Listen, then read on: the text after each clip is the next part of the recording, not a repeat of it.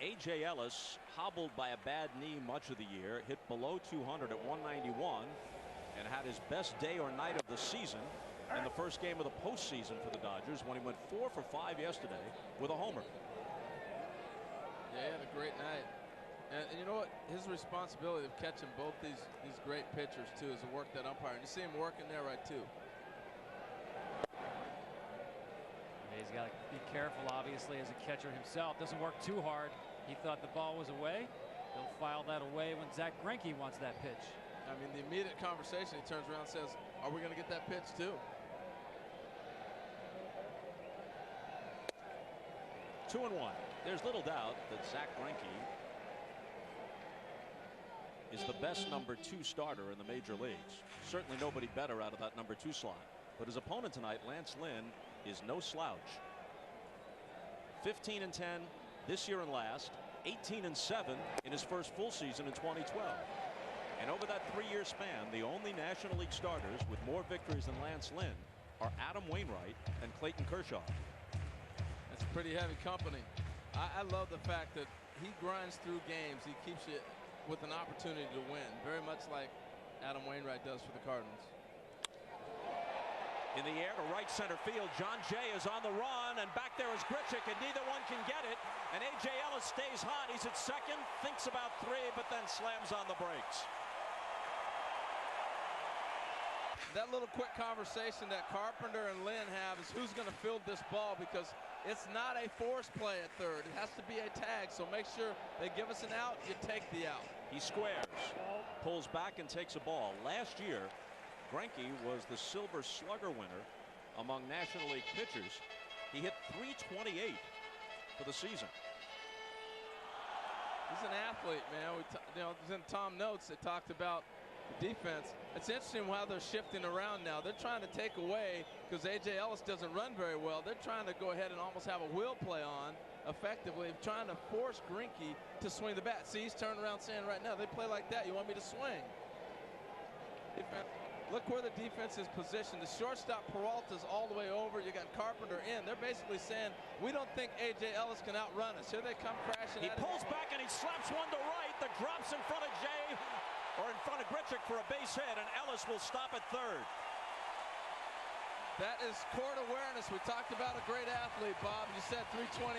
Look, they try to take away the bunt, force him to swing the bat. That's why he turned around and said it's an out if I put it down. They're going to throw A.J. out. This is a great piece of hitting. I'll turn around, I'll butcher boy, and just slap it to the right side. Well, Harold, that's why I don't like the play. They telegraph the play to a pitcher who can handle the bat well. That's an easy call for the Dodgers to let Greinke read the defense and swing. And when you are, Bob, you call this, a pitcher in the 9th spot in the National League is a difference maker when you can swing the bat. The Dodgers have it in Greinke. Here's D. Gordon. Struck out in the first. Carpenter close at third. They're back in the middle of the diamond. They'll give up the run.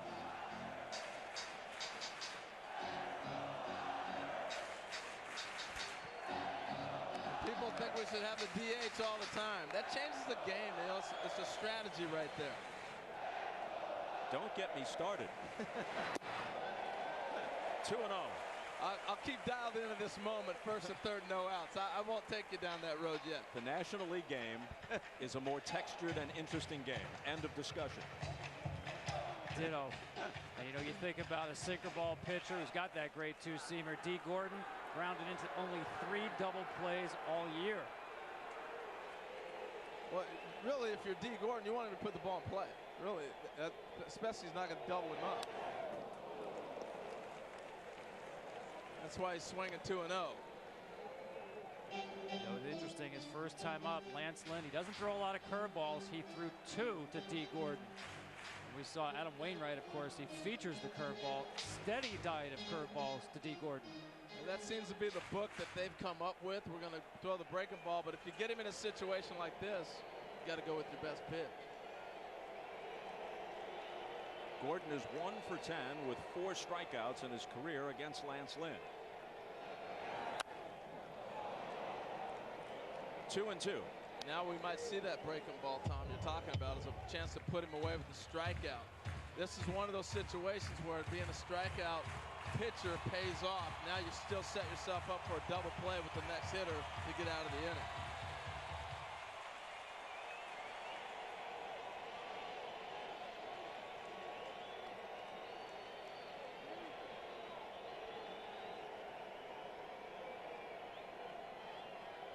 Lynn checks Ellis and comes home to Gordon, who hangs in there. You know, it's interesting in this situation, first and third, infield back in the middle. Most hitters thinking fly ball, big part of the field. I think with D. Gordon, he can still think ground ball and avoid a double play. I think more than anything, D. Gordon needs to think contact. He puts the ball in play, you're probably going to pick up a run. The strikeout does you no good as a Dodger, does a great help as a Cardinal. Ellis at third, Greinke at first. Nobody out, no score, bottom of the third. And another foul ball. Lance Lynn by now is used to situations like this. He has less than 4 full major league seasons, but this is already the 9th postseason series in which he has appeared. Last year in the NLCS, he beat the Dodgers twice, once as a starter and once out of the bullpen.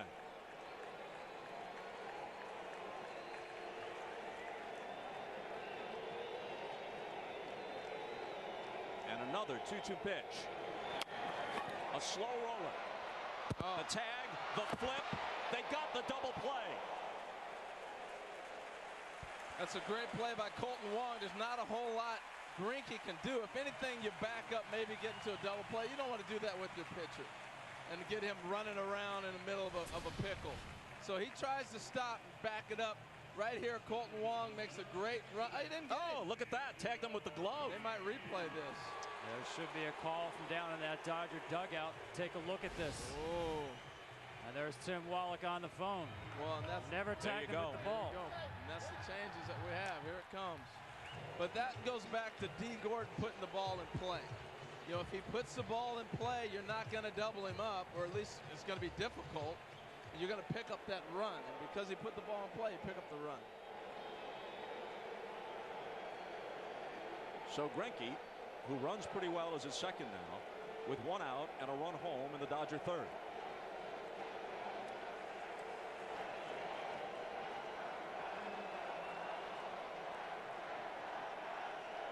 Puig struck out on the first. Struck out with a tying run at third to end the game as Trevor Rosenthal went to that triple-digit heat against him and finished off a 10-9 Cardinal win. Yeah, Trevor Rosenthal was phenomenal. 97, 98, 99, and hit 100 a couple different times. That's tough to catch up to. You see Lynn go to the slider right there. I think you might see a steady diet of breaking balls.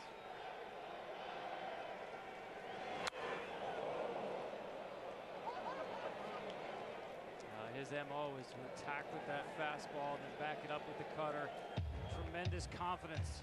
One of the few pitchers you can see in the game today that loves to pitch upstairs with the fastball.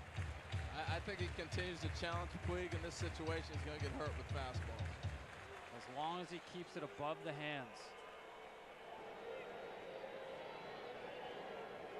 1 on, 1 out, 1 in, and a 1-1 pitch coming to Yasiel Puig. You know what baseball lacks at this point, and it's not all that important, but in football, that call would have been explained to the crowd.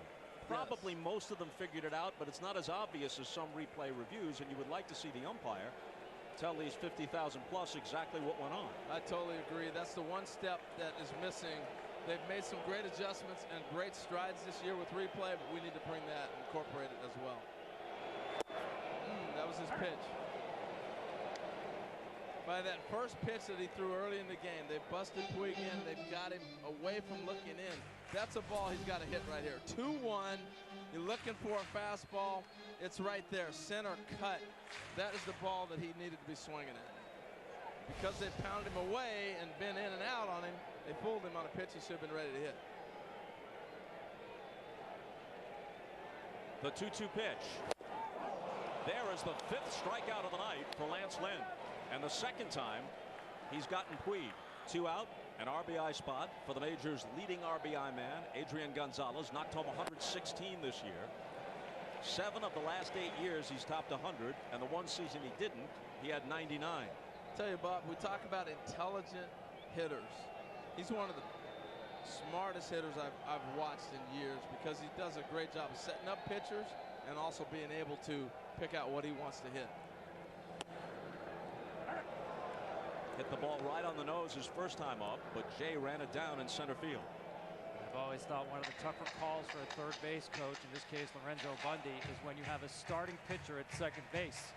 Another 2 outs. Tendency is always to send the runner.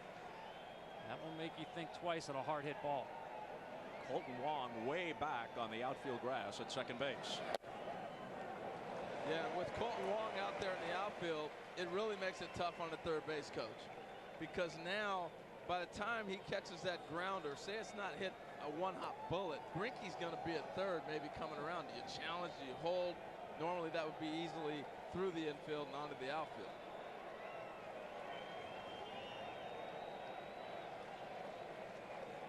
Greinke edging away from second now. And Lynn brings home the 2-1 pitch and gets the corner with it, 2-2. Wow, you got a pitch there. You know, sometimes as a hitter, when you know they're pounding you a certain direction, you're looking for that ball off the plate. And you get that complaint, that ball's off the plate, and Adrian sees that well because he's looking at that direction.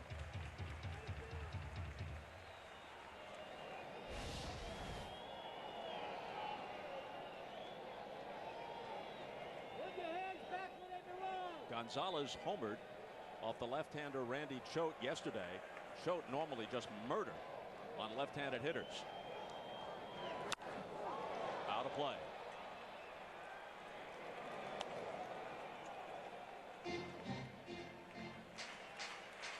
The energy in this ballpark, Bob, is incredible. Supposedly LA sports fans are laid back. Not tonight. The Laker game came to baseball. Showtime. Well, Magic's in the house, as well he should be. Would that be Ice Cube? Yes, it was. Got another movie coming out, probably. That's Conan. Conan. So, this is Hollywood. The thing about this is, these guys came up to the booth to see Bob before the game. You hang with everybody. Well, Cube didn't. Cube was chilling. Larry did. Larry King did. Mary Hart, to his left, did not.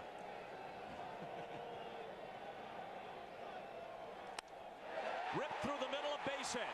Greinke will be able to score easily. The Dodgers will be up 2-0 in the RBI machine. Adrian Gonzalez comes through again.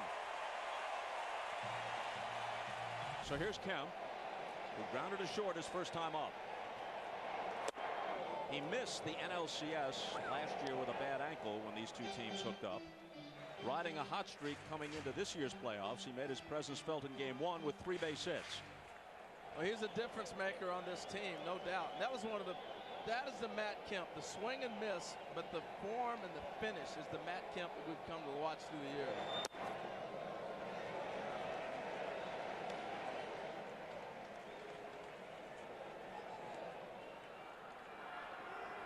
Greinke staked to at least a 2-0 lead before he goes back to the mound.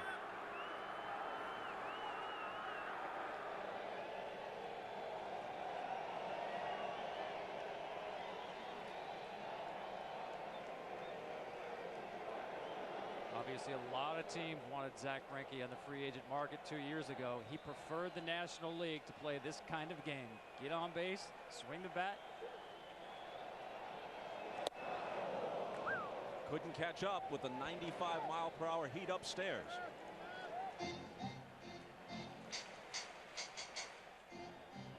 We have watched power versus power in this series. Guys are not afraid to challenge with some great fastballs we've been watching.